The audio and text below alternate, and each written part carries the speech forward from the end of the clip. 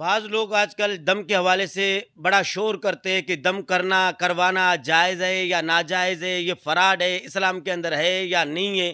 تو یاد رکھیے گا کہ دم کرنا اور دم کروانا قرآنی آیات کے ذریعے یہ حدیث پاک میں موجود ہے، لیکن جو طریقہ حق خطیب سرکار نے شروع کیا یہ طریقہ احسن نہیں ہے، مناسب نہیں ہے۔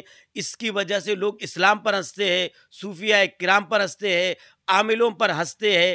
ہاں یاد رکھیے گا کہ تاثیر ہے۔